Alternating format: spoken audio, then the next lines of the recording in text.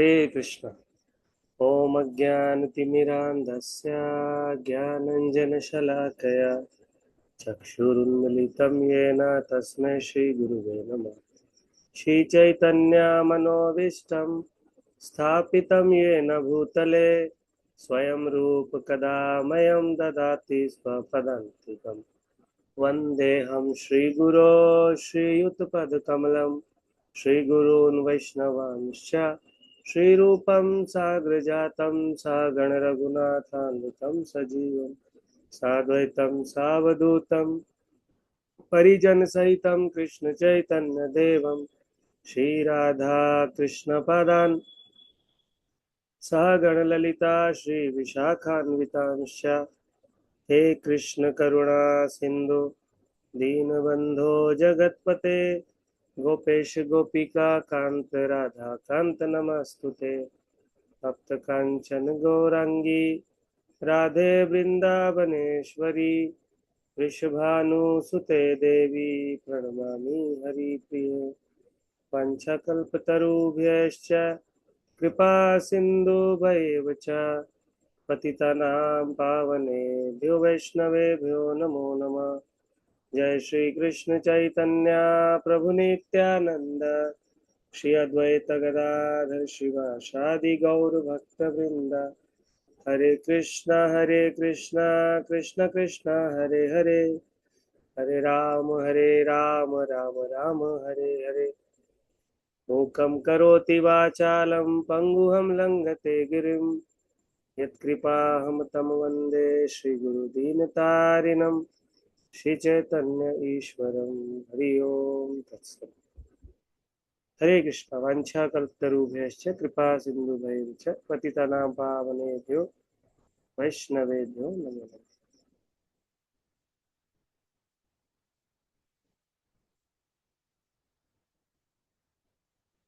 हरे कृष्ण प्रभु जी, माता जी, सभी भक्तों का स्वागत है। तो आज हम लोग श्री संप्रदाय के एक बहुत ही महान आचार्य जिनका नाम है श्री रामानुजाचार्य।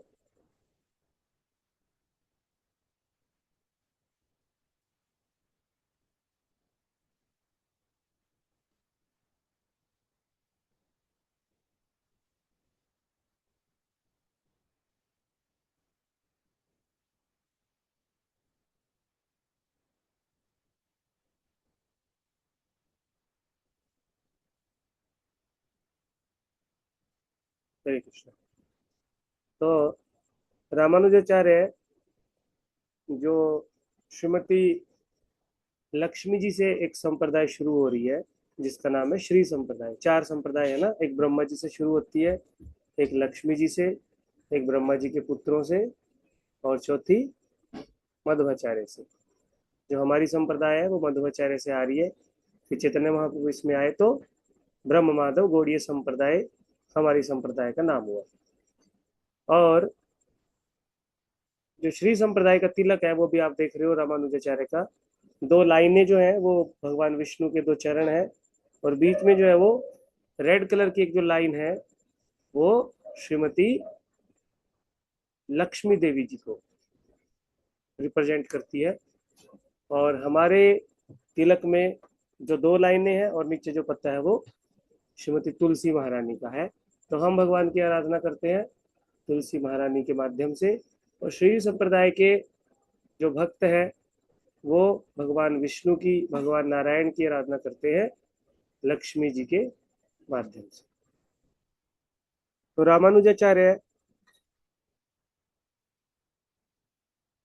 जो दक्षिण भारत में अधिकांश मंदिर है, जब रामानुजाचार्य बहुत बड़े आचार्य बन गए तो दक्षिण भारत में तिरुपति मंदिर, रंगनाथ जी मंदिर, और सेलम में, और वरदराज में, पद्मनाभ, सारे के सारे जो दक्षिण भारत के प्रमुख मंदिर हैं उन सभी मंदिरों का संचालन जो है वो रामानुजाचार्य द्वारा, और अभी उनकी परंपरा में जो शिष्य हैं उनके द्वारा अभी भी हो रहा है बहुत अच्छे से।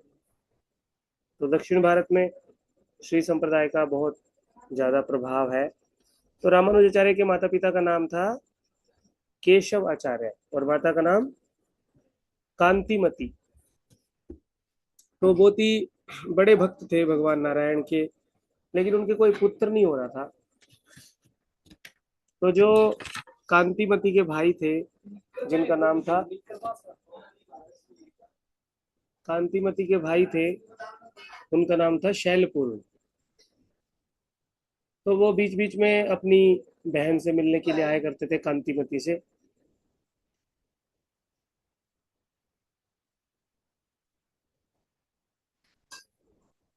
और शैलपूर्ण जो थे, वो उस समय श्री संप्रदाय के जो आचार्य, जिनका नाम था यमुनाचार्य, यमुनाचार्य के बहुत बड़े भक्त थे शैलपूर्ण।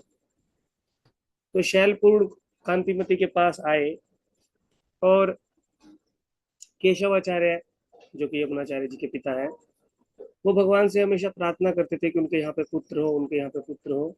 और शैलपूर्ण भी यमुनाचार्य जी से, अपने गुरु से, और भगवान रंगनाथ जी से, यमुनाचार्य जी का जो हेड क्वार्टर था वो श्रीरंगम में था, रंगनाथ जी मंदिर है जाकर। तो शैलपूर्ण को यमुनाचार्य ने बोला कि बहुत जल्द तुम्हारी बहन के यहाँ पे एक बहुत बड़ा भगवान का भक्त जन्म लेगा। तो ऐसा ही हुआ। कुछ वर्षों के बाद कांतिमती, जो शैलपूर्ण की बहन है, और जिनके पति का नाम है केशवाचार्य, जो रामानुजाचार्य के पिताजी है केशवाचार्य, और माता है कांतिमती, उनके यहाँ पे एक पुत्र ने जन्म लिया। और 12 महीनों के बाद जन्म लिया पुत्र ने। 12 महीनों तक वो माँ के गर्भ में रहे। 12 महीने के बाद जब उन्होंने जन्म लिया,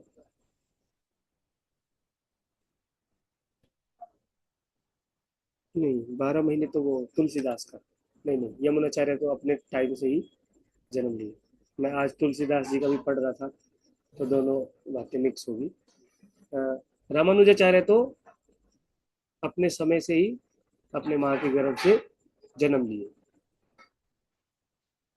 तो जब उन्होंने जन्म लिया, और उनके मामा जी शैलपुर, जो यमुनाचार्य जी के बहुत बड़े भक्त हैं, जब वो उनसे मिलने के लिए आए, उनका दर्शन करने के लिए आए, तो उनको देख के एकदम से समझ में आ गया कि ये कोई साधारण व्यक्ति नहीं है। ये भगवान के अनंत शेष, जिस पे भगवान विष्णु या नारायण, जिस सैया पे भगवान विष्णु शयन करते हैं, उन अनंत शेष के।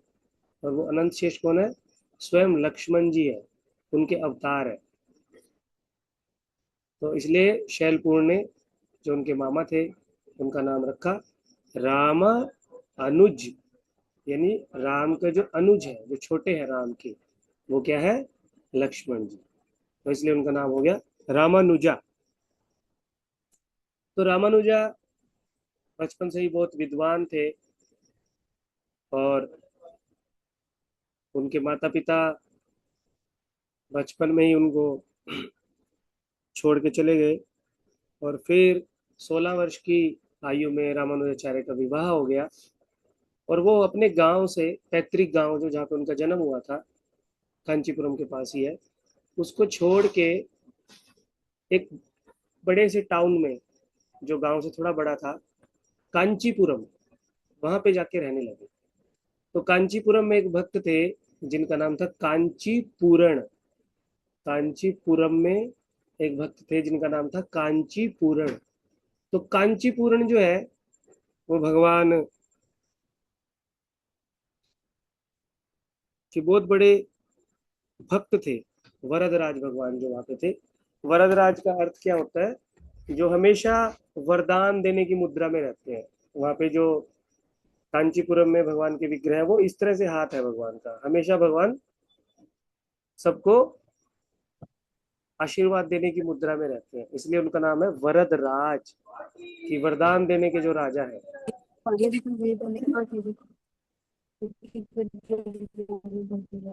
हरे कृष्ण प्रभु जी, कुछ बोल रहे हैं?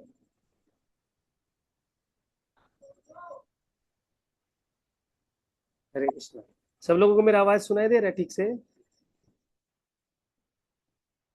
हरे कृष्ण जी प्रभु जी।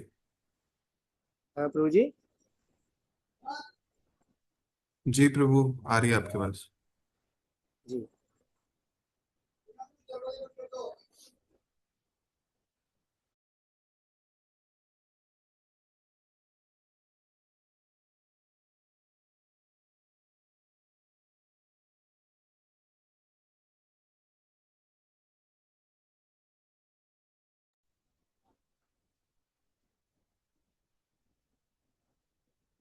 तो कांचीपुरम जो भक्त थे, जो कांचीपुरम में रहते थे, तो जब रामानुजाचार्य का विवाह हुआ 16 वर्ष की आयु में, तो वो भी, रामानुजाचार्य भी कांचीपुरम में आके रहने लगे। तो कांचीपुरम के साथ उनके धीरे धीरे मित्रता होगी, क्योंकि कांचीपुरम जो है वो भगवान के बहुत बड़े भक्त थे। केवल वरदराज भगवान की वो दो ही सेवा करा करते थे। एक मंदिर को साफ करने की, बहुत सारी नीचे सीढ़ियों से वो जल भर के भगवान के लिए ऊपर लेके जाते थे और भगवान के मंदिर की सफाई करते थे। और दूसरा, फैनिंग करते थे, वो भगवान को पंखा करते थे और उस पंखे पे पानी की बूंदों को छिड़कते थे और भगवान को ठंडी हवा करते थे। और कांचीपुरम भगवान वरदराज के इतने बड़े भक्त थे। भगवान वरदराज को अगर अपने किसी भी भक्त को कुछ भी मैसेज देना होता था, वो किसके माध्यम से देते थे?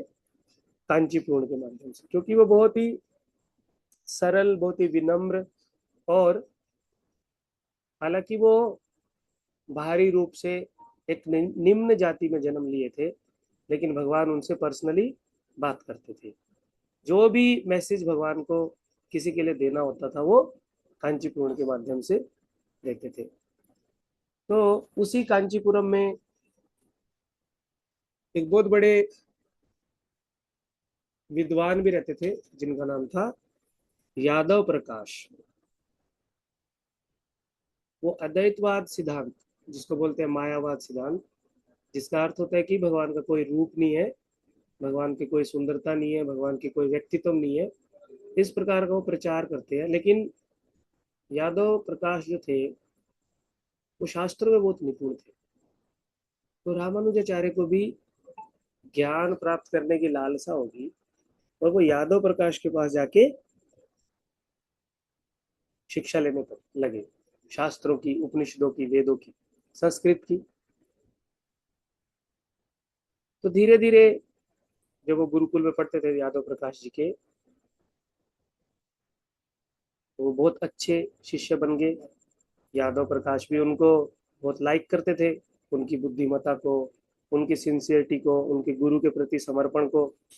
तो यादव प्रकाश भी उनको ज्ञान देने में अपना भरपूर प्रयास करते थे। और बीच बीच में यादव प्रकाश अपने शिष्य रामानुजा से पर्सनल सेवा भी लिया करते थे। उनको कभी कभी वो अपने पाँव दबाने के लिए, कभी कभी अपनी कमर दबाने के लिए, कभी अपने वस्त्रों को धोने के लिए सेवा दिया करते थे। तो एक बार ऐसे ही हुआ, शाम को यादव प्रकाश ने रामानुज को बोला कि आज मेरी पाँव में बहुत दर्द है, तो तुम मेरे पाँव को थोड़ा सा दबा दो। तो पाँव दबाते दबाते थोड़ा शाम हो गई। तो तभी यादव प्रकाश जी का एक दूसरा शिष्य एक छांदोग्य उपनिषद का एक श्लोक लेके आया और पूछने लगा यादव प्रकाश जी से कि यहाँ पे भगवान के आंखों की सुंदरता के बारे में लिखा हुआ है कि भगवान की आंखें जो है वो बहुत लाल है। तो आप ना मेरे को थोड़ा इसको अच्छे से समझाओ। तो उस समय यमुनाचार्य अपने गुरु के पांव दबा रहे थे, और दूसरा जो शिष्य था, जो छांदोग्य उपनिषदों से भगवान के आंखों की लाली के बारे में जिज्ञासा कर रहा था, यादव प्रकाश जी ने एकदम से उत्तर दिया कि भगवान की आंखें जो है ना, वो बंदर के तरह दिखती है। जैसे बंदर का कोई रेड पोर्शन दिखाई देता है, इसी तरह भगवान की आंखें दिखाई देती है। तो जब यादव प्रकाश ने भगवान की आंखों की सुंदरता को बंदर के किसी निम्न अंग से तुलना किया, तो रामानुजा को बहुत दुख हुआ, और दुख के कारण उनकी आंखों में आंसू आ गए। और उनकी आंखों में जब आंसू आए, तो जब वो अपने गुरु की मसाज कर रहे थे, तो कुछ आंसू जो है उनके गुरु के पाँव पे जाके गिरे। तो गुरु जी को महसूस हुआ, अरे क्या गरम गरम मुझे लगा है। तो उन्होंने देखा रामानुजा की तरफ, ए रोक ही रही हो तुम, है ना। ऐसा बोला जाता है ना, दो प्रकार के आंसू होते हैं। जब किसी को दुख होता है तो आंखों से गर्म आंसू आते हैं, और कभी कभी खुशी के आंसू भी आते हैं। तो वो आंसू जो है वो ठंडे आंसू होते हैं। तो रामानुजा जो उस समय बहुत दुख हुआ था, इसलिए उनके गर्म आंसू थे। तो उनके गुरुजी पूछने लगे, क्या दुख है तुमको, क्यों रो रहे हो? बोले, आपने जो भगवान की आंखों की सुंदरता की है, उसको सुन के मुझे बहुत बुरा लगा, अच्छा नहीं लगा बिल्कुल भी, और मेरे को बहुत दुख हुआ हृदय में। तो यादव प्रकाश बोलने लगे, अच्छा तुम इतने बड़े बन गए हो अब, तुमको मैंने जो व्याख्या की है उसको सुन के दुख हो रहा है, चलो बताओ, तुम बताओ अच्छी व्याख्या क्या है। तो फिर रामानुजा ने वो सारे उपनिषदों से भगवान के आंखों की सुंदरता को कंपेयर किया उगते हुए सूर्य की लालिमा से। यादव प्रकाश और उनके शिष्य ये सब देख के बहुत आश्चर्यचकित हो गए। तो अभी हर रोज ऐसे होने लगा, यादव प्रकाश जानबूझ के रामानुजा के सामने भगवान के रूप की आलोचना करते थे, और रामानुजा बार बार उनकी आलोचना को शास्त्रों से खंडित करता था, शास्त्रों से प्रमाण देके उनकी आलोचना को खंडित करता था। तो ऐसा बहुत बार जब होने लगा, तो यादव प्रकाश देखने लगा कि सारे शिष्य जो है वो रामानुजाचार्य का जो सिद्धांत है उसको बहुत अच्छे से समझ रहे हैं, और रामानुजाचार्य को अप्रिशिएट भी कर रहे हैं। तो यादव प्रकाश को लगा कि अगर ऐसा ही चलता रहा तो एक दिन ऐसा आएगा कि हमारा जो ये सिद्धांत है, मायावादी सिद्धांत है, उसको रामानुजा पूरी तरह से खंडित कर देंगे। तो फिर हमारा बिजनेस कैसे चलेगा, हमारा सम्मान कैसे करेंगे लोग, हमारा काम कैसे चलेगा। तो यादव प्रकाश ने एक बहुत ही कुटिल योजना बनाई। जो शिष्य रामानुजाचार्य से ईर्ष्या करते थे और यमुनाचार्य जी के अकॉर्डिंग ही चलते थे, उन सबको इकट्ठा करके एक मीटिंग की, और इस मीटिंग में योजना बनाई कि हम कोई बाहर का एक ट्रिप अरेंज करेंगे, और इस ट्रिप में रामानुजाचार्य की सब मिलके हत्या कर देंगे। हमारे गुरु महाराज शिला सुबक स्वामी गुरु महाराज भी इस कहानी को बहुत बार बताते हैं हिंदी में। एक बार वृंदावन की एक क्लास है गौशाला में, तो वहाँ पे रामानुजाचार्य का कथा गुरु महाराज से सुनाते हैं। तो यादव प्रकाश और उनके कुटिल शिष्यों ने जब योजना बनाई कि हम लोग रामानुजाचार्य की एक टूर में ले जाएंगे, टूर अरेंज करेंगे घूमने का, और जंगल में ले जाके रामानुजाचार्य की हत्या कर देंगे। तो वो टूर उन्होंने अरेंज किया गंगा तीर्थ, गंगा सागर जो कि बंगाल में है, उस तरफ जाने का उन्होंने फैसला किया दक्षिण भारत से।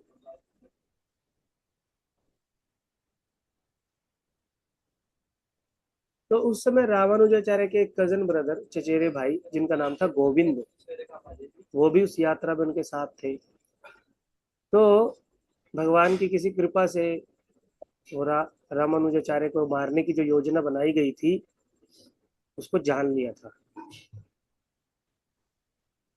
लेकिन रामानुजाचार्य फिर भी अपने भाई को कुछ नहीं बोले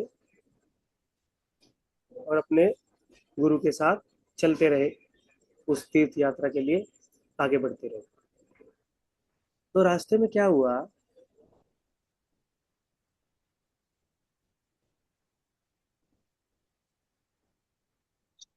चलते चलते यादव प्रकाश ने एक पूजा का आयोजन किया, और उस पूजा में रामानुजाचार्य को फूल, कुछ पत्थर और कुछ लकड़ियां लाने के लिए दूर जंगल में भेज दिया, और पीछे से अपने शिष्य को भी रामानुजाचार्य को मारने के लिए भेज दिया। लेकिन रामानुजाचार्य को उनके भाई गोविंद ने बता दिया था उनकी सारी कुटिल योजना। तो रामानुजाचार्य आगे आगे चल रहे थे, और उनके शिष्य जो है वो उनके पीछे पीछे थे। तो रामानुजाचार्य भागते भागते भागते जंगल में बहुत दूर तक चले गए, और फिर वापस लौट के नहीं आए। तो जो यादव प्रकाश ने शिष्य भेजे थे अपने उनको मारने के लिए, उन्होंने सोचा कि रामानुजाचार्य तो वो दिखाई नहीं दे रहे, सुबह भेजा था और अभी शाम का टाइम हो गया है, वापिस नहीं आ रहे, शायद अंदर वो किसी गहरे जंगल में चले गए और गहरे जंगल में गुम हो गए, या किसी जानवर ने उनको खा लिया। तो ऐसा सोच के वो यादव प्रकाश जी के पास वापस आ जाते हैं, और यादव प्रकाश को सारी घटना बता देते हैं। तो इधर जैसे जैसे रात्रि होने लगती है, रामानुजाचार्य पहले अपने घर से कभी भी निकले नहीं थे, पहली बार अपने घर से निकले थे और अभी जंगल में गुम हो गए हैं, तो उनको बहुत डर लग रहा था। लेकिन उनको अपने एक पिताजी की बात याद आई। उन्होंने, उनके पिताजी ने बोला था कि जब भी तुम्हारे जीवन में कोई संकट आए, तुम्हारे हृदय में कोई भय प्रकट हो, तो हमेशा भगवान नारायण की स्मरण करना और भगवान नारायण की शरण लेना। तो रामानुजा अपने उस पिताजी की बात को याद करते हैं और उस घने जंगल में, गहरे जंगल में, जिसमें वो बहुत भयभीत थे, बहुत भय में थे, तो भगवान अभय चरण, भगवान नारायण, भगवान कृष्ण का स्मरण करते हैं। हमारे एक आचार्य भक्ति विनोद ठाकुर भी एक भजन में बोलते हैं, भजहु रे मन श्री नंद नंदन, अभय चरणार विंद रे। भजहु रे मन श्री नंद नंदन, अभय चरणार विंद रे। भक्ति विनोद ठाकुर बोलते हैं कि जब भी हमारे संकट में, हमारे जीवन में कोई संकट आए, कोई भय आए, तो हमें भय को नष्ट करने वाले गोविंद के चरणों का स्मरण करना चाहिए, गोविंद के चरणों का आश्रय लेना चाहिए। तो जब रामानुजाचार्य जंगल में पूरी तरह से भटक गए और भगवान का स्मरण कर रहे थे, तो तभी एक शिकारी अपनी पत्नी के पास, पत्नी के साथ रामानुजाचार्य के पास आए। तो रामानुजाचार्य ने उनको प्रणाम किया और पूछा कि आप कौन है। तो उन्होंने बोला कि हम लोग शिकारी हैं और हमने बहुत सारे शिकार किए हैं, बहुत सारे पशुओं की हत्या की है, तो अभी हम रामेश्वरम और कांचीपुरम दर्शन करने के लिए जा रहे हैं भगवान के। तो रामानुज ने बोला, अच्छा तुम लोग कांचीपुरम में जा रहे हो? बोले हाँ, हम कांचीपुरम जा रहे हैं, तुम भी चलो हमारे साथ। तुम जंगल में यहाँ पे क्या कर रहे हो, चलो तुम भी कांचीपुरम, हम तुमको छोड़ देंगे। तो शिकारी ने बोला कि हम 1 महीने से यात्रा कर रहे हैं और यात्रा अब हमारी बस समाप्त होने वाली ही है, बहुत जल्दी ही हम कांचीपुरम पहुंच जाएंगे। तो रामानुजाचार्य को शिकारी की पत्नी ने बोला कि मुझे बहुत प्यास लगी है और हम लोग बहुत प्यासे हैं, तुम जाओ पास के कुएं से कुछ पानी भर के ले आओ। लेकिन शिकारी ने बोला, नहीं अभी तो बहुत रात्रि का समय हो गया है, सुबह पानी पी लेंगे। तो रामानुजाचार्य, जब सुबह हुई, रात को तो वो सब लोग सो गए, तीनों ही जंगल में सो गए, लेकिन जब सुबह हुई, भोर हुई, तो रामानुजाचार्य ने एक मटका उठाया जो कि शिकारी के पास ही था, उस मटके को पास के कुएं से भर के उनकी पत्नी को पानी पिलाने लगे। तो उनकी पत्नी ने बोलने लगी, मुझे और प्यास लगी है। रामानुजा और पानी ले आए, फिर बोले और प्यास लगी है, और पानी। ऐसे बहुत सारे बार उनकी पत्नी और शिकारी को रामानुजा पानी पिला रहे थे। लेकिन एक बार जब वो पानी का मटका भर के आए कुएं से, तो उन्होंने देखा कि शिकारी और उनकी पत्नी अभी उस जंगल में नहीं है। तो वो कुएं पे बैठ के परेशान होके कि सोचने लगे कि अब मेरे को कांचीपुरम में कौन लेके जाएगा। तभी उन्होंने देखा कि पास की झाड़ियों से उनको दूर से मंदिर का गुम्बद दिख रहा है, गोपुर बोलते हैं साउथ इंडिया में उसको, गोपुर दिख रहा है उनको। और एक व्यक्ति उनके पास आके बैठता है और रामानुजा बोलते हैं कि तुम कौन हो, कहाँ से आए हो? तो बोलते, मुझे नहीं पहचानते तुम? बोले नहीं। अरे बोले, मैं तो तुमको पहचानता हूँ, तुम रामानुजा हो ना, यादव प्रकाश के सबसे विख्यात शिष्य है। और ये कांचीपुरम है जहाँ पे तुम पढ़ाई करते हो, ये मंदिर जो तुमको दिखाई दे रहा है, ये वरदराज जी का मंदिर है। तो रामानुजा आश्चर्यचकित हो जाते हैं, अरे कैसे, मैं तो इतना दूर जंगल में चला गया था, दक्षिण भारत से बंगाल की तरफ हमारे गुरुजी यात्रा कर रहे थे, लेकिन मैं कैसे एक रात में फिर से कांचीपुरम आके रुक गया। तो रामानुजाचार्य को आभास हुआ अंदर में कि भगवान नारायण और लक्ष्मी जी स्वयं एक शिकारी का रूप धारण करके आए हैं और मुझे कांचीपुरम में हाथ पकड़ के वापिस छोड़ के गए। तो रामानुजाचार्य जब ऐसे स्मरण करते हैं तो उनको बहुत प्रसन्नता होती है। और इसके बाद तो रामानुजाचार्य की ख्याति और ज्यादा बढ़ने लगती है। और यमुनाचार्य, जो मैंने शुरू में बताया था, श्री संप्रदाय के आचार्य थे उस समय, श्रीरंगम से कांचीपुरम दर्शन करने के लिए आते हैं। और कांचीपुरम में जब वो रामानुजा का दर्शन करते हैं, और तब तक यादव प्रकाश और भी अपनी यात्रा करके वापस आ जाते हैं, और वो देखते हैं कि रामानुजाचार्य तो जीवित है, लेकिन वो झूठा नाटक करते हैं, आंसू बहाते हैं, हम तुमको देख नहीं पा रहे थे जंगल में, हमको लगा कि कुछ शिकारी आ गए हैं या कुछ शिकार तुम्हारा कर लिया किसी ने, जानवर ने। तो रामानुज तो सब अंदर की बात जानते थे, गोविंद भी सब अंदर की बात जानते थे, लेकिन रामानुजाचार्य ने कुछ नहीं बोला। और यादव प्रकाश ने देखा जब कि रामानुजाचार्य की ख्याति बढ़ती जा रही है, तो उन्होंने फिर से प्रपोजल दिया है रामानुजा को कि मेरे शिष्य आके बनो और मेरे ही गुरुकुल में रहे। रामानुजा फिर भी रहने लगे। लेकिन यादव प्रकाश जो श्री संप्रदाय के आचार्य थे, जब श्रीरंगम से कांचीपुरम दर्शन करने के लिए आए,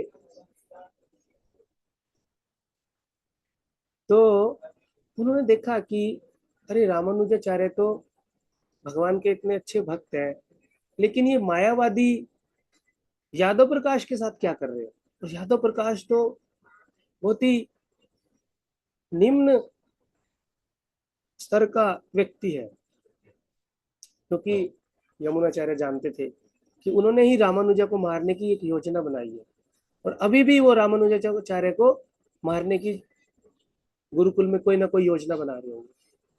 तो यमुनाचार्य जी रामानुजाचार्य को यादव प्रकाश के चंगुल से निकालना चाहते थे, लेकिन वो मायावादी थे, इसलिए वो उनका दर्शन भी नहीं करना चाहते थे।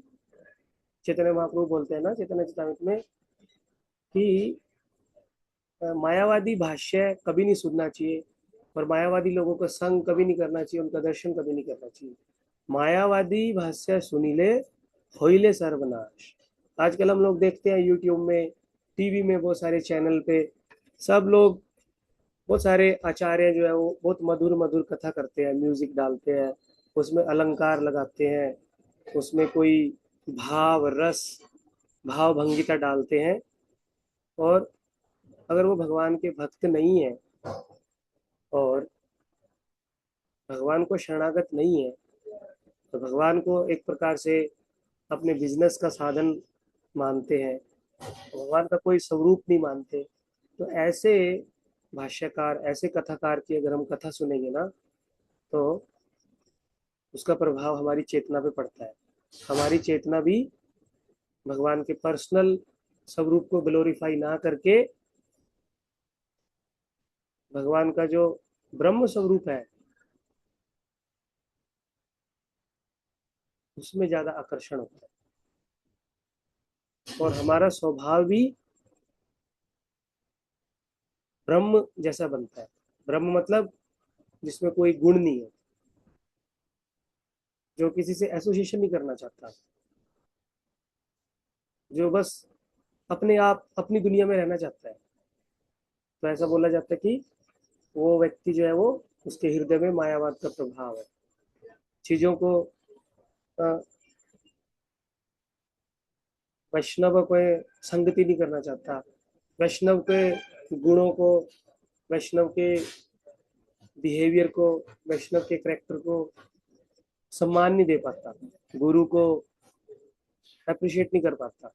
तो इस प्रकार की जो चेतना है वो मायावादी चेतना से प्रभावित होती है। तो इसलिए चैतन्य महाप्रभु बोल रहे हैं ऐसे मायावादी लोगों को हमें नहीं सुनना चाहिए और उनका दर्शन भी नहीं करना चाहिए। तो यमुना जा रहा है, रामानुजाचार्य को यादव प्रकाश के चंगुल से निकालना चाहते थे, इसलिए उन्होंने श्रीरंगम में जाके रंगनाथ जी से प्रार्थना की, और कांचीपुरम में भी भगवान वरदराज से एक वरदान मांगा कि आप भगवान प्लीज रामानुजाचार्य को यादव प्रकाश से मुक्त कर दो। तो कुछ समय के बाद ऐसा ही हुआ, यादव प्रकाश और रामानुजाचार्य के बीच में जो आर्गुमेंट था वो बढ़ता चला गया, बढ़ता चला गया।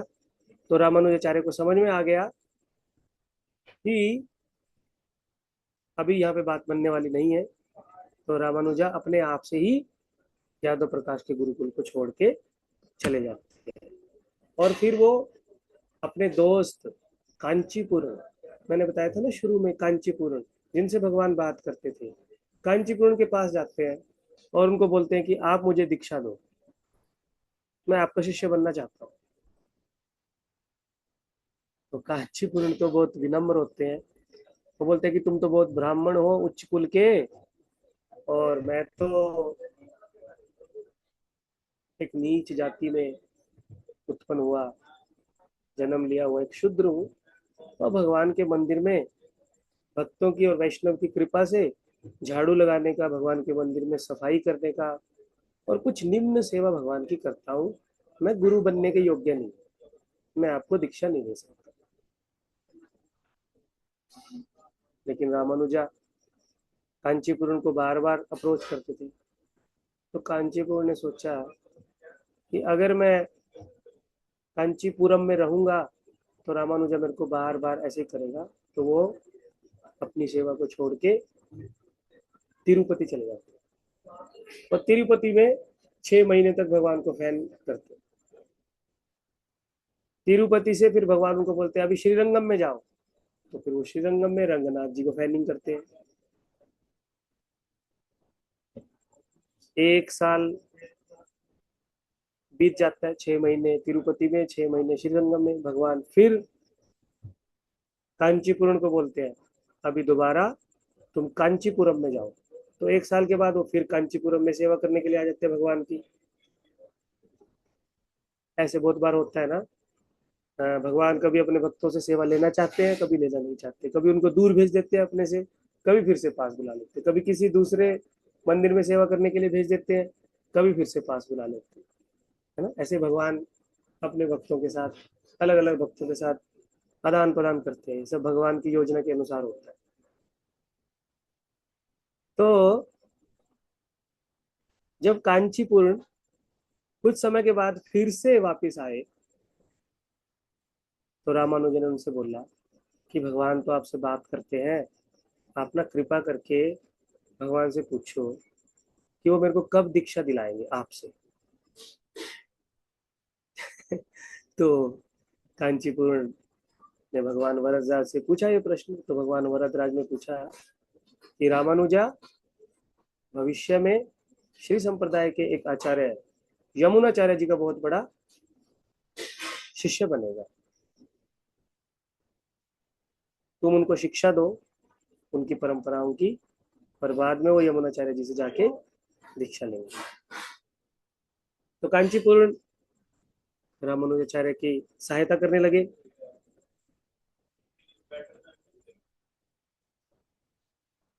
इधर एक बात और हुई थी इससे पहले, जब कांचीपुरम ने भगवान से पूछ लिया था, उससे पहले रामानुजाचार्य ने एक योजना बनाई थी। वो सोच रहे थे कि शायद मेरी योग्यता नहीं है कांचीपुरम से दीक्षा लेने की। अगर मुझे कांचीपुरम के जूठन खाने को मिल जाए, तब हो सकता है मैं शुद्ध हो जाऊं और कांचीपुरम जो है वो मुझको स्वीकार कर ले। तो चैतन्य चेतावनी में भी अंत्य लीला में श्लोक आता है, भक्त पद धूलि और भक्त पद जल, भक्त भुक्त अवशेष तीन महाबल। चैतन्य चेतावनी अंत्य लीला अध्याय 16 श्लोक संख्या 60, 16.60। भक्त पद धूलि और भक्त पद जल, भक्त भुक्त अवशेष तीन महाबल। 3 चीजों में महाबल होता है, किस किस में? भक्त पद धूलि, भक्तों के चरण की धूल, भक्त पद जल, भगवान के भक्तों के चरणों को स्पर्श किया हुआ जल। भगवान का जब अभिषेक किया जाता है, उस अभिषेक करने से जो जल होता है उसको चरणामृत बोलते हैं, लेकिन जब भगवान के भक्तों का अभिषेक किया जाता है उसको भी चरणामृत बोलते हैं। तो दूसरा, भगवान के चरणों को स्पर्श किया हुआ जल, सॉरी, भक्तों के चरणों को स्पर्श किया हुआ जल, भक्त पद जल। और तीसरा, भक्त भुक्त अवशेष, भक्तों ने जो खाया और खाने के बाद जो उनका जूठा बच गया, भुक्त मतलब बच गया, अवशेष अवशेष जो बच गया। तीन महाबल, इन तीन चीजों में बहुत बल होता है।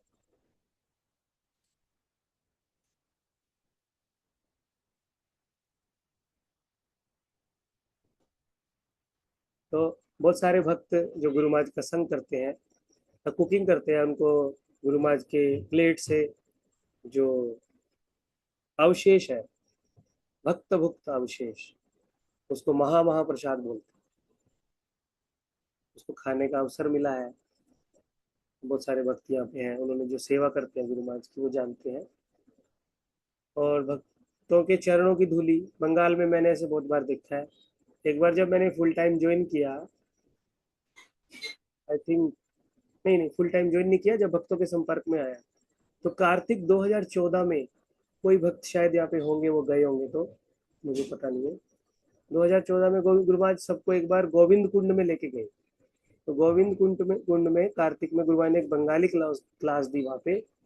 तो उसके बाद जब गुरु महाराज पंडाल से जा रहे थे, तो जहां जहां से गुरु महाराज जा रहे थे, जहां जहां पे गुरु महाराज के पांव रखे जा रहे थे, तो मैंने देखा कि सारी माता जी जो है वो बंगाली माता जी, जहां भी गुरु महाराज के पांव रखे जा रहे हैं, उस पांव की मिट्टी को लेके अपने सिर पे डाल रहे थे। तो कोई कोई माता जी तो उसको पैकिंग कर रही थी। तो मैं तो पहली बार ये सब देखा, तो पूछने लगा क्या कर रहे हैं लोग। बोले कि जो भगवान के भक्त होते हैं ना, उनके चरणों की जो धूल है, तो भगवान की कृपा देने के लिए बहुत महत्वपूर्ण चीज है। तो सब लोग कर रहे थे, इसलिए मैंने भी वहां पे उस दिन गुरु महाराज के चरणों की धूली को अपने सिर पे स्पर्श किया था 2014 में, गोविंद कुंड में। और तीसरा जो है, सुरोधनी माता जी, 2014 में एक बार गुरु महाराज हमको गोविंद कुंड लेके गए थे। तो बहुत सारे बंगाली भक्त थे, माता जी थे। तो जब गुरु महाराज जा रहे थे, तो सब लोग गुरु महाराज के पाँव के नीचे जो धूली थी उसको उठा के अपने चरणों पे डाल रहे थे। मैंने ये पहली बार देखा था 2014 में। तो यहाँ पे हम लोग वही चर्चा कर रहे, आप थे उस समय उस क्लास में? याद याद नहीं है आ याद क्या? नहीं आ रहा। याद नहीं।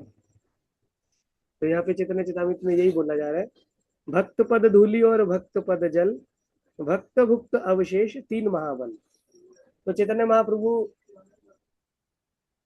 ये तीन चीजों के बारे में बोल रहे हैं। तो रामानुजाचार्य ने भी ऐसा ही किया। उन्होंने कांचीपुरम को अपने घर में आमंत्रित किया प्रसाद के लिए, और अपनी पत्नी को बोला, उनकी पत्नी का नाम था रक्षकवल। और अपनी पत्नी को बोला कि आज अच्छे से कुछ कुकिंग करना, मैं कांचीपुरम को घर में प्रसाद के लिए आमंत्रित कर रहा हूँ। तो कांचीपुरम तो भगवान के भक्त है, उनको भी पता लग गया कि रामानुजा क्या करना चाहते हैं। रामानुजा मुझे खिला के और मेरी प्लेट से जो बचेगा उसको खाना चाहते हैं। तो उन्होंने क्या किया, जो प्रसाद का समय था और जब रामानुजाचार्य घर पे नहीं थे, उस समय घर पे चले जाते हैं और उनकी पत्नी को बोलते हैं, प्रसाद दो मुझे, तुम्हारे पति ने मुझे इनवाइट किया था, मुझे कुछ खाने को दो। तो उनकी पत्नी उनको खिला देती है और खाने के बाद कांचीपुरम चले जाते हैं। और उनकी प्लेट में जो बचता है, उनकी पत्नी सोचती है, अरे यार ये तो निम्न जाति के भक्त है, मेरे पति को भी पता नहीं क्या सूझ रही है, किस किस को घर में इनवाइट करते हैं। कांचीपुरम तो निम्न जाति में जन्म लिए हैं और हम लोग तो बहुत बड़े भक्त हैं। तो उनकी पत्नी क्या करती है, सारे के सारे उनकी प्लेट का जो अवशेष होता है बचा हुआ, उसको डस्टबिन में फेंक देती है, नष्ट कर देती है उनको। और पूरे बर्तन को सफाई कर देती है, किचन को भी सफाई करती है दोबारा से, और दोबारा से कुकिंग करना शुरू कर देती है। तो उनके पति रामानुजा जब घर पे वापस आते हैं तो पूछते, क्या हुआ, दोबारा से कुकिंग क्यों कर रहे हो? बोले, अभी तो आए थे कांचीपुरम और प्रसाद खा के गए। तो रामानुजा बहुत खुश होते हैं, अच्छा कांचीपुरम हमारे घर में प्रसाद खा के गए, उनकी प्लेट कहाँ है, झूठी प्लेट कहाँ है? तो बोलते, झूठी प्लेट तो मैंने धो दी, अच्छा उनका कुछ अवशेष बचा हुआ वो कहाँ है? बोलो वो तो मैंने तो जानवरों को खिला दिया, वो तो फेंक दिया मैंने। तो रामानुजा बहुत गुस्सा होते हैं और पूछते हैं कि तुम ऐसा क्यों किया? तो बोलती है कि क्यों किया, हम लोग तो ब्राह्मण हैं, वो तो शूद्र है, हमारे घर में खाने के लिए आए थे, हमारे किचन को भी गंदा कर दिया, मैंने पूरा किचन को भी सफाई किया है। तो रामानुजा बहुत गुस्सा हो जाते हैं और अपनी पत्नी को बोलते हैं कि तुम भक्तों में जाति बुद्धि करती हो, भक्तों के प्रति अपराध करती हो, मैं तुमसे बहुत नाराज हूँ, इस बात से बहुत गुस्सा हूँ। भागवतम में श्लोक आता है ना, अहो बत शपचतो गरियाम यज्जीव अग्रे वर्तते नाम तुभ्यम ते तपस्ते जुहुः सस्नु आर्य ब्रह्मा नुचु नाम गृणन्ते ये ते। कि जिनके मुख से भगवान का नाम निकलता है ना, चाहे वो चंडाल कुल में पैदा हुए हो, कुत्ता खाने वाले कुल में पैदा हुए हो, लेकिन वो किन लोगों से महान है? ब्रह्मा नुचु नाम गृणन्ते ये ते। जिन्होंने सारे शास्त्रों को पढ़ लिया उनसे भी महान है, जिन्होंने सारी दुनिया में सब तरह का दान कर दिया उनसे भी महान है, जिन्होंने सारी जगह में तीर्थ स्थानों में दर्शन कर लिया, स्नान कर लिया, उनसे भी महान है, सारी यज्ञाएं तपस्याएं कर ली उनसे भी महान है, सारे आचार्यों के नियम पालन कर लिए उनसे भी महान है। तब जाके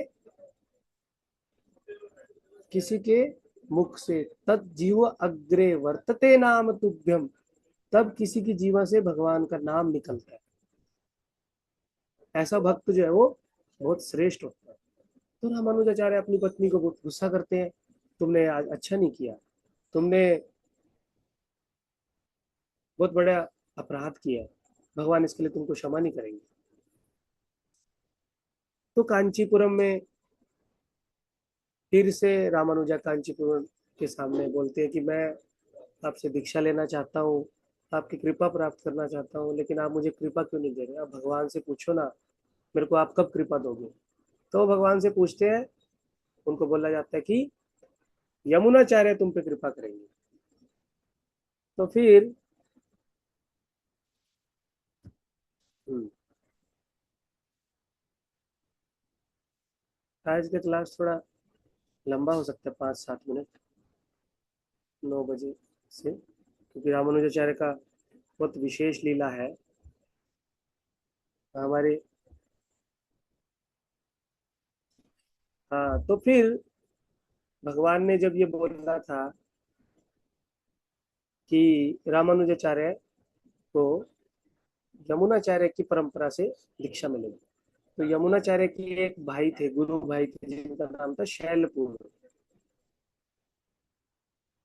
जो उनके मामा भी थे, जो जब यमुनाचार्य जी का जन्म हुआ था उनको आशीर्वाद देने आए थे। तो शैलपूर्ण और उनकी बूढ़ी पत्नी रामानुजा के घर में आके रहती है। तो रामानुजा क्या करते हैं, अपने घर को 2 हिस्सों में डिवाइड कर देते हैं। एक हिस्से में खुद और अपनी पत्नी के साथ रहते हैं, दूसरा हिस्सा अपने गुरु शैलपूर्ण और उनकी पत्नी को दे देते हैं। लेकिन उनकी पत्नी को थोड़े दिन के बाद ना इस बात से बहुत समस्या होने लग जाती है। जैसे कि स्वभाव है, स्वभाव के कारण ऐसा बोला जाता है, और स्त्रियां आपस में झगड़ा करती है जल्दी जल्दी। तो वो अपने गुरु की, प्लीज डोंट माइंड, ऐसा ऐसा मैंने बहुत जगह पढ़ा है भागवत में भी, माता जी कोई बुरा मत मानना, पुरुष लोग भी करते हैं, पुरुष लोग भी बहुत झगड़ा करते हैं, ऐसा बात नहीं है, कलयुग में तो सबके ऊपर कलयुग का प्रभाव है। तो फिर रामानुजा की पत्नी अपने गुरु की पत्नी छोटी छोटी बात में उनसे कमेंट करती है, छोटी छोटी बात में उनसे गुस्सा करती है। एक बार वो एक कुएं में पानी भरने के लिए जा रहे होते हैं, तो कुछ पानी की बूंदें जो है वो रामानुजा की पत्नी के घड़े में जाके गिर जाती है।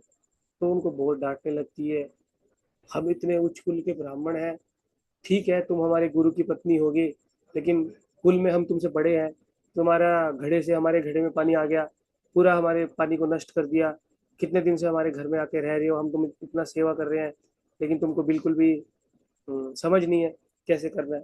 तो बहुत सारी स्त्रियां ये सब देख रही थी। तो शैलपूर्ण की पत्नी को बहुत दुख हुआ, उन्होंने अपने पति को ये सब बात बोली। तो शैलपूर्ण तभी कांचीपुरम को छोड़ के वो श्रीरंगम से आए थे, रामानुजाचार्य को दीक्षा देके वापिस चले जाते हैं। तो रामानुजा जब घर में आते हैं तो देखते हैं कि उनके गुरु और उनकी पत्नी नहीं है।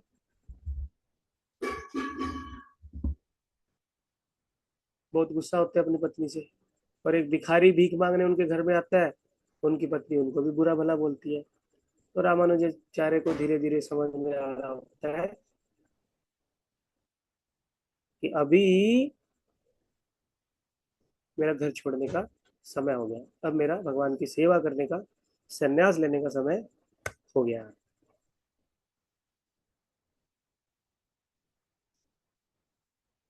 अब रामानुजाचार्य के पास यमुनाचार्य जी का एक संदेश आता है। यमुनाचार्य जी का संदेश लेके आते हैं महापूरण। पहले कौन आए थे? शैलपूरण। और अब कौन आते हैं? महापूरण। महापूर्ण यमुनाचार्य जी का संदेश लेके आते हैं रामानुजा के लिए कि आपको यमुनाचार्य ने बुलाया है। तो पूछते हैं कि आपकी पत्नी को आपसे बात करनी है?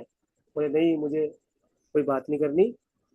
गुरु का संदेश जो है, गुरु का आदेश जो है वो सबसे पहले है, और परिवार को मैं बाद में अपने देखूंगा। तो ऐसा बोल के महापूर्ण के साथ यमुना जी, रामानुजा यमुनाचार्य जी के लिए रवाना हो जाते हैं श्रीरंगम। कांचीपुरम से श्रीरंगम के लिए रवाना हो जाते हैं। बहुत लंबा समय होता है।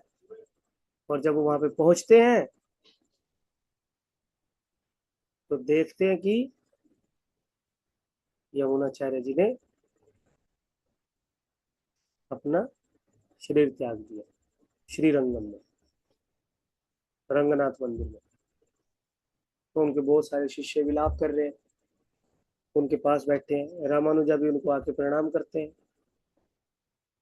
रामानुजा जब उनका दर्शन करते हैं तो उनको बिल्कुल भी नहीं लगता कि मेरे गुरु जो है वो मुझे छोड़ के चलेगी।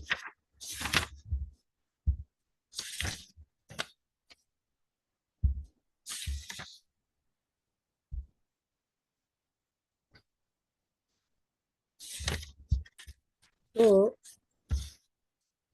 रामानुजाचार्य एक विशेष बात नोटिस करते हैं। वो क्या होता है कि उनकी गुरु की जो हाथ है, उनकी 3 उंगलियां जो है, जैसे मरने के बाद तो हाथ है ना ऐसे सीधा ही होता है ज्यादातर, लेकिन उनकी गुरु की 3 उंगलियां, ये 3 उंगलियां इस तरह से फोल्ड हुई हुई थी, इस तरह से फोल्ड हुई हुई थी 3 उंगलियां। तो रामानुजा ने पूछा बाकी सब शिष्यों से कि गुरुदेव का हाथ क्या हमेशा ही ऐसे रहता था? तो बोले नहीं, आज पहली बार ऐसा देख रहा है गुरुदेव का हाथ, 3 उंगलियां जो है वो ऐसे मुड़ी हुई है। तो रामानुजाचार्य 3 संकल्प करते हैं, वहां पे 3 शपथ लेते हैं। पहली शपथ कि मैं पूरे देश में जो यमुनाचार्य द्वारा भक्ति का आंदोलन शुरू किया गया था उसको प्रचार करूंगा। तो सारे शिष्यों के सामने यमुनाचार्य जी की, उनके गुरु की 1 उंगली ओपन हो जाती है, खुल जाती है, हाथ सीधा हो जाता है 1 उंगली। तो दूसरी शपथ कि जो शंकराचार्य जी का मत है उसको हराने के लिए, उसका खंडन करने के लिए मैं वेदांत सूत्र पे एक वैष्णव टीका लिखूंगा। दूसरी उंगली सीधी हो जाती है। और तीसरी उंगली, मेरे गुरु को मैं दर्शन नहीं कर पाया, मेरे गुरु को मैं सुन नहीं पाया, कभी देख नहीं पाया जब तक वो भौतिक संसार में थे। तो अपने गुरु का स्मरण करने के लिए, हमेशा स्मरण करने के लिए मैं अपने एक शिष्य का नाम यमुनाचार्य रखूंगा। तो तीसरी उंगली, पूरा हाथ जो है वो यमुनाचार्य जी का सीधा हो जाता है। तो सारे यमुनाचार्य जी के शिष्यों को समझ में आ जाता है कि रामानुजा जो है उनका यमुनाचार्य से एक विशेष प्रकार का गुरु शिष्य का संबंध है। तो ये सब करने के बाद रामानुजा फिर से कांचीपुरम में आ लेते हैं, चले आते हैं वापिस, और फिर संन्यास ले लेते हैं। अपनी पत्नी की जो एक्टिविटी है वो उनके गुरु का अपमान करती हैं, भिखारी का अपमान करती है, उनके कारण अपनी पत्नी को छोड़ के संन्यास ले लेते हैं। और संन्यास लेने के बाद उनके बहुत सारे शिष्य बनते हैं। जो उनके लिए अपना जीवन भी त्याग करने के लिए रेडी रहते हैं। तो ऐसे ही एक शिष्य होते हैं जिसका नाम होता है कुरैशी। दक्षिण भारत में एक राजा थे जो शैव धर्म का प्रचार किया करते थे। सारे वैष्णवों को अपने दरबार में बुलाते थे, उनसे डिबेट करते थे और उनको हरा देते थे। अगर कोई जीत जाता था तो उसकी हत्या कर देते थे। तो उस राजा को बोला किसी ने आके कि आप ना रामानुजाचार्य को अगर हरा देंगे ना तो आपकी बहुत बड़ी विजय हो जाएगी। तो राजा ने आदेश दिया, ठीक है, रामानुजा को उठा के लाओ कांचीपुरम से। लेकिन रामानुजा के जो शिष्य थे कुरैशी, जब उन्होंने समाचार सुना तो उन्होंने रामानुजा को बोला कि आप अपने वस्त्र मुझको दे दो, आप तो बहुत महत्वपूर्ण हो, आपका जीवन बहुत महत्वपूर्ण है। अगर मैं मर भी गया राजा के वहां पे जाके तो कोई फर्क नहीं पड़ेगा, लेकिन आपका जीवन बहुत महत्वपूर्ण है। आपने प्रतिज्ञा की है गुरु के सामने, और यमुनाचार्य जी मेरे भी गुरु के गुरु है, आपके गुरु है तो मेरे गुरु के गुरु हुए। तो उनके प्रतिज्ञा की रक्षा करना मेरा भी कुछ कर्तव्य है, मुझे भी कुछ सेवा करने दो, अपने वस्त्र मुझको दे दो और मुझे राजा के यहाँ पे जाने दो। तो कुरैशी और दूसरे थे,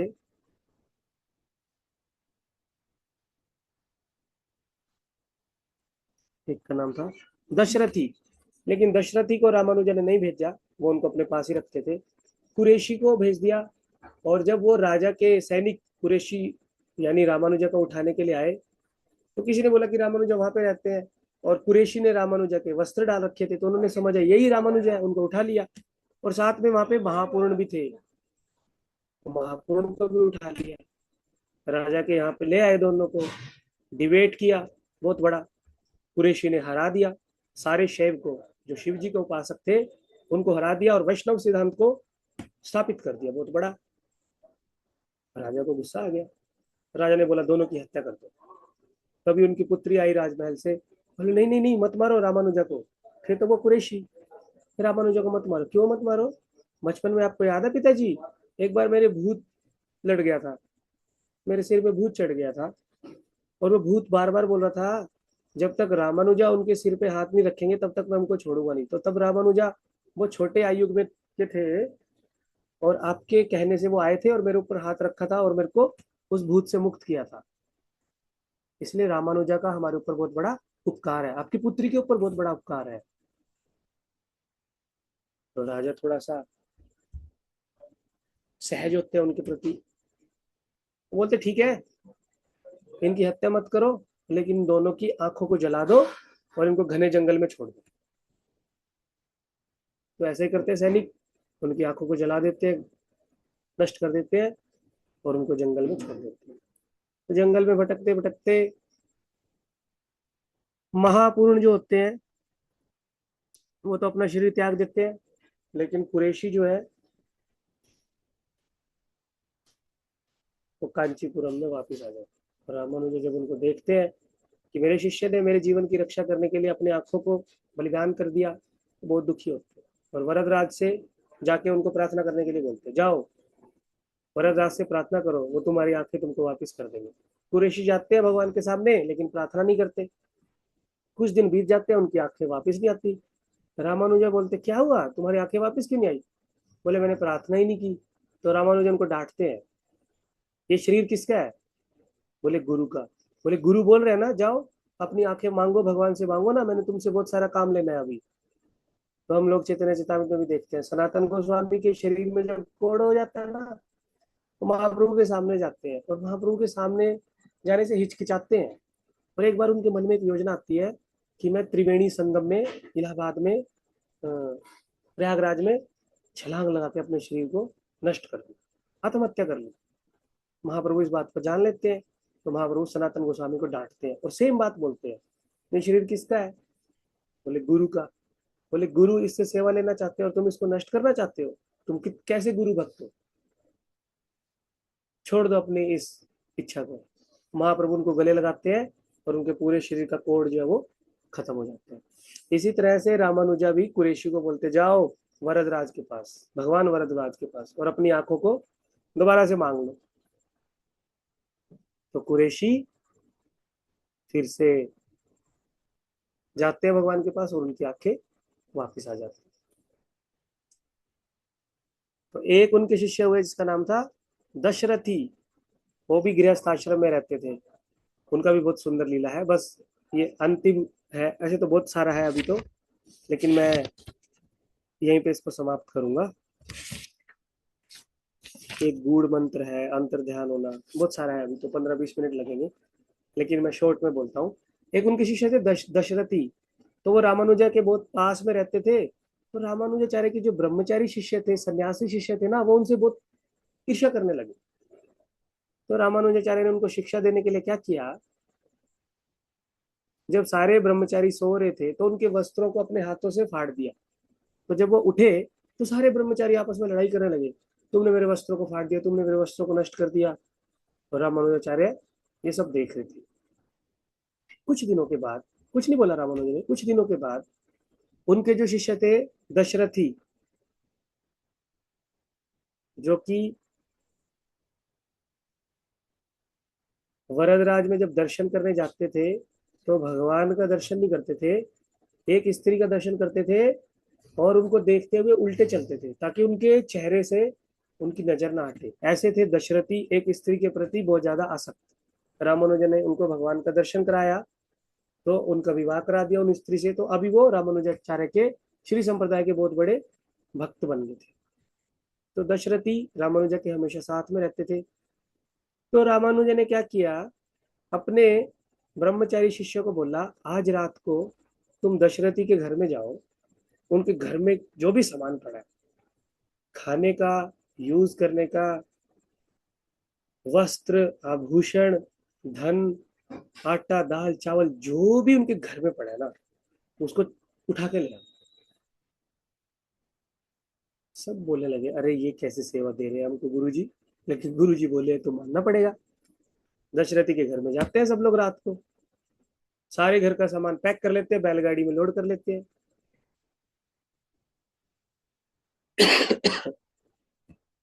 सॉरी।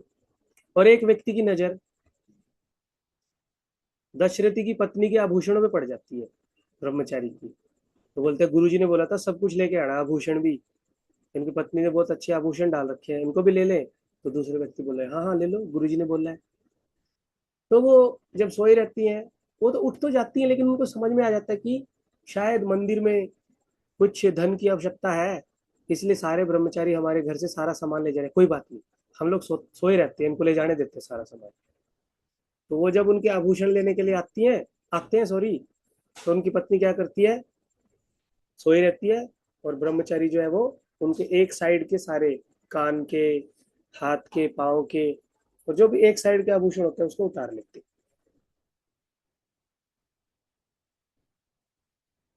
और उनकी पत्नी सोचती है दूसरे साइड के आभूषण भी इनको चाहिए होंगे, धन की कमी है तभी तो ये लोग रात को आए हैं। तो उनकी पत्नी दूसरे साइड के आभूषणों को उतारने के लिए सोई सोई करवट लेती है, ताकि वो आभूषण भी उन ब्रह्मचारी के लिए अप्रोचेबल हो जाए, उनको भी वो उतार ले और लेके चले जाए।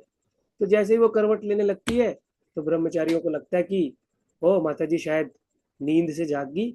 वो वहां से उन एक साइड के आभूषणों को छोड़ के चले जाते हैं और मंदिर में जो भी सामान होता है रामानुज के सामने रख देते हैं। गुरु जी ये हम उनके घर से लेके आए हैं। तो सुबह जब उठते हैं तो दोनों पति पत्नी आपस में बात करते हैं, पता नहीं क्या इमरजेंसी होगी, सारे भक्तों को मंदिर से आना पड़ा, हमारे को बिना बताए सब सामान ले जाना पड़ा, ये तो ठीक है। लेकिन जब बात कर रहे थे तो पति की नजर पत्नी के एक साइड के आभूषणों पे पड़ती है। ये क्या हुआ, एक साइड के आभूषण तो वो ले गए, दूसरे साइड के आभूषण क्यों नहीं दिए तुमने उनको, तुमको आसक्ति है इनसे, क्यों नहीं दिए दूसरे साइड के आभूषण। तो पत्नी बोली नहीं नहीं नहीं स्वामी, ऐसी कोई बात नहीं है, मैं उनको दूसरे साइड के आभूषण देने ही वाली थी, मैं करवट ले ही रही थी, उन लोगों को लगा कि मैं उठ गई हूँ, वो छोड़ के चले गए, अब क्या करें। मंदिर में तो बहुत इमरजेंसी होगी, नहीं तो वो चोरी करने नहीं आते, चलो मंदिर में चलो। उनकी पत्नी एक साइड के आभूषण भी एक कपड़े में बांध लेती है और रामानुजाचार्य अपने सारे शिष्यों के सामने बैठे होते हैं और उनकी पत्नी के जो आभूषण होते हैं, दशरथी रामानुजा को देखते हैं।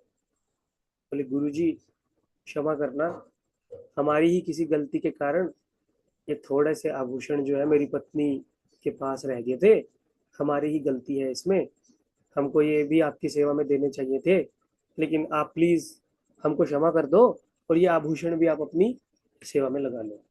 तो जब दशरथी और उनकी पत्नी ऐसे आके बोलती हैं, तो सारे ब्रह्मचारी जो अपने वस्त्रों के लिए लड़ाई कर रहे थे, जो अपने स्थान के लिए लड़ाई करते थे, जो अपने खाने पीने के लिए लड़ाई करते थे, रामानुजाचार्य ने उनको बोला देखो ये दशरथी और उनकी पत्नी है, गृहस्थ आश्रम में रहते हैं, और तुम लोग बाहर से वैरागी और सन्यासी की ड्रेस डालते हो, बताओ कौन गुरु का सद शिष्य है। तो सारे ब्रह्मचारी, सारे सन्यासियों की गर्दन नीचे हो जाती है। और इस प्रकार से रामानुजाचार्य अपने आचरण से, एक बार शैलपूर्ण ने उनको एक मंत्र दिया, ओम नमो नारायण, वो बोला ये मंत्र किसी को मत देना, और तुम इस मंत्र का जाप करना, तुम इस संसार से मुक्त हो जाओगे। तो रामानुजा ने क्या किया, पूरे कांचीपुरम को बुलाया, एक चबूतरे पे खड़े हो गए और सारों को बोले कि ऐसा मंत्र दूंगा तुम सब लोग मुक्त हो जाओगे। तो शैलपूर्ण ने जब सुना कि मैंने तुमको बोला था ये सीक्रेट मंत्र है, किसी को मत बोलना, ये सबको बोल रहे हैं, तो गुस्सा हो जाते हैं उनसे। बोलते मैंने तुमको बोला था ना किसी को मत बोलना। बोले ठीक है, आपने मेरे को बोला, आप मेरे से गुस्सा होंगे, आप मेरे को नरक में भेजेंगे, कोई बात नहीं, मैं अकेला नरक में चला जाऊंगा, लेकिन ये मंत्र का जप करने से कितने कांचीपुरम के लोगों का उद्धार होगा, ये देख के मेरे को बहुत खुशी हो रही है। इस चीज को मैं इसलिए रोक नहीं पाया, इसलिए सबको मंत्र दे दिया। प्रहलाद महाराज भी यही बोलते हैं ना कि हम लोगों को मौनम चरंती विचरेन न परार्थ निष्ठा, भागवतम में एक श्लोक आता है कि कुछ लोग जो है वो अपना अपना बस अपना भजन करते हैं, अपने आध्यात्मिक जीवन की चिंता करते हैं बस, न परार्थ निष्ठा, दूसरों के भजन की उनको कोई चिंता नहीं होती, दूसरों के आध्यात्मिक जीवन में क्या उथल पुथल मच रही है, कैसे उनकी हेल्प की जाए, उसकी उनको कोई चिंता नहीं होती। तो प्रहलाद महाराज बोल रहे हैं मुझे ऐसा भक्त नहीं बनना है, मुझे ऐसा भक्त बनना है कि मैं भगवान नरसिंह देव के चरणों में सारे भक्तों को ला सकूं, सारे भक्तों को कृपा मिले भगवान की, मेरे को ऐसा भक्त बनना है। तो उसी प्रहलाद महाराज के भाव को रामानुजाचार्य ने भी इस लीला से प्रकट किया। और रामानुजाचार्य ने कोई भागवतम पे, भगवत गीता पे किसी प्रकार का कोई टीका नहीं किया, उन्होंने विशेष रूप से उपनिषदों और वेदों में से जो शंकराचार्य जी का भाष्य था उसको मात देने के लिए ग्रंथ लिखे। तो आज हम लोग जो भगवान के साकार रूप की उपासना कर पा रहे हैं, साकार रूप के बारे में चर्चा कर पा रहे हैं, वो सब रामानुजाचार्य की देन है। अगर रामानुजाचार्य नहीं होते तो पूरे विश्व में मायावाद का प्रचार होता, और भगवान का जो सुंदर रूप है, भगवान के जो सुंदर गुण है, लीला है, उसको हम लोग आस्वादन न कर पाते।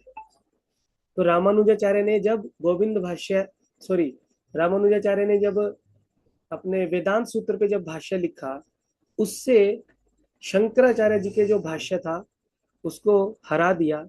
तभी रामानुजाचार्य के बाद के आचार्यों ने भगवान की लीला का, भगवान के रूप का, भगवान के गुणों के वर्णन किया, और हम लोग उस चीज का भी रस आस्वादन करते हैं। श्रीमती राधा रानी और भगवान की जो प्रेम लीलाएं हैं, अगर रामानुजाचार्य ना होते तो कोई भी आचार्यों की हिम्मत नहीं थी शंकराचार्य जी के अगेंस्ट में लिखने की। रामानुजाचार्य ने शंकराचार्य जी को हराया और एक ऐसा प्लेटफॉर्म बनाया जिसमें सब लोग भगवान की सगुण भक्ति कर सकते हैं, भगवान के स्वरूप की भक्ति कर सकते हैं।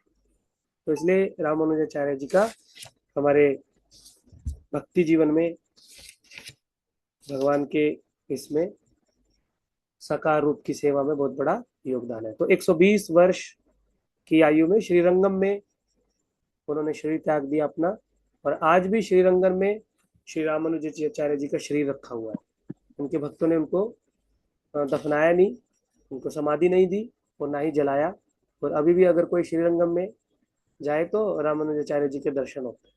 हम लोग एक बार संकीर्तन से गए थे और ऐसा लगता है कि रामानुजाचार्य अभी भी जीवित है, वहां पे बैठे हुए हैं बस। इस तरह से प्रिजर्व कर रखे हैं उनके शरीर को। और उनके शिष्य बहुत दुखी हुए, लेकिन रामानुजाचार्य ये बात बोले कि ठीक है, 3 दिन मैं तुम्हारे साथ और रहता हूँ और मेरा विरह तुमको कभी भी अनुभव नहीं होगा, मेरे शरीर को तुम समाधि मत देना। तो रामानुजाचार्य ये बात बोल के गए थे, इसलिए उनका शरीर अभी भी श्रीरंगम में रखा हुआ है।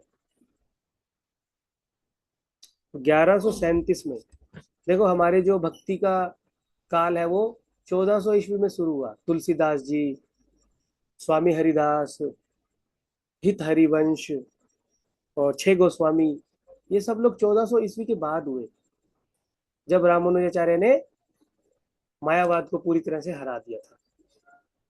तो इसलिए रामानुजाचार्य ने सबके लिए एक अच्छा प्लेटफॉर्म हमको बना के दिया था। हरे कृष्णा कृष्ण कृष्ण हरे हरे, हरे राम राम राम हरे हरे। श्री रामानुजाचार्य की जय, श्री संप्रदाय की जय। तो कल हम लोग और हमारे आचार्य तुलसीदास जी, जिन्होंने रामचरितमानस की रचना की, और रघुनाथ दास गोस्वामी, जिनकी वजह से चीड़ा दही फेस्टिवल शुरू होता है, और वो भी सप्तग्राम में उनका जन्म हुआ था, बंगाल में। बहुत अच्छा उनका भी कहानी है, उसके बारे में हम चर्चा करेंगे, उनका जीवन परिचय के बारे में चर्चा करेंगे, क्योंकि चिड़िया दही फेस्टिवल भी बहुत नज़दीक है, नेक्स्ट वीक में भी है। दोनों आचार्यों को हम लोग चर्चा करेंगे। लास्ट वीक मैं क्लास नहीं ले पाया, उसके लिए क्षमा चाहता हूँ, मेरे गले की प्रॉब्लम के कारण। हरे कृष्णा।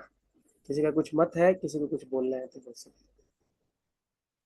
आज थोड़ा सा क्लास लंबा हो गया, 10 मिनट।